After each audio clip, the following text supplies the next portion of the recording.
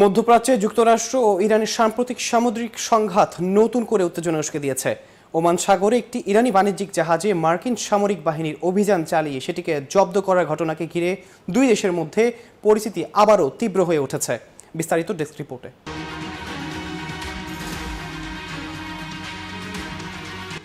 মধ্যপ্রাচ্যে আবারও উত্তেজনা বাড়িয়েছে যুক্তরাষ্ট্র ও ইরানের সাম্প্রতিক সামুদ্রিক সংঘাত।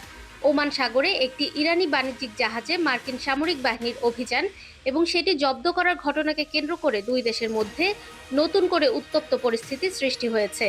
ইতোমধ্যে এ ঘটনার সত্যতা নিশ্চিত করে দ্রুত পাল্টা জবাবের হুঁশিয়ারি দিয়েছে তেহরান। ইরানের আধা সরকারি সংবাদ মাধ্যম তাসনিম নিউজ এজেন্সির বরাতে এক বিবৃতিতে জানায়, ওমান সাগরে চলাচলরত একটি ইরানি বাণিজ্যিক জাহাজে মার্কিন বাহিনী হামলা চালিয়েছে। বিবৃতিতে অভিযোগ করা হয়, যুক্তরাষ্ট্র পূর্ব ঘোষিত যুদ্ধবিরতি লঙ্ঘন করে সামুদ্রিক জলদস্যুতার মতো আচরণ করেছে। ইরানের দাবি অনুযায়ী মার্কিন নৌবাহিনী জাহাজটিতে গুলি চালায় এবং পরে মেরিন সেনা মোতায়েন করে জাহাজটির নিয়ন্ত্রণ নেয়, ফলে এটি কার্যত অচল হয়ে পড়ে।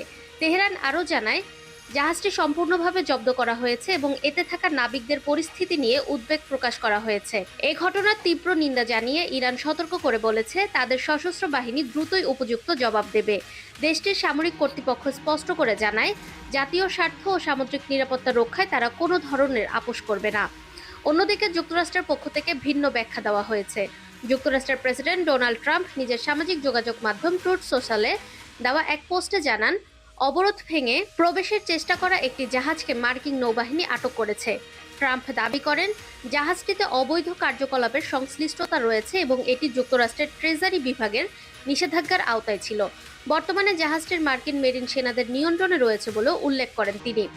বিশ্লেষকদের মতে, এ ঘটনা মধ্যপ্রাচ্যের সামুদ্রিক নিরাপত্তা পরিস্থিতিকে আরও জটিল করে তুলছে।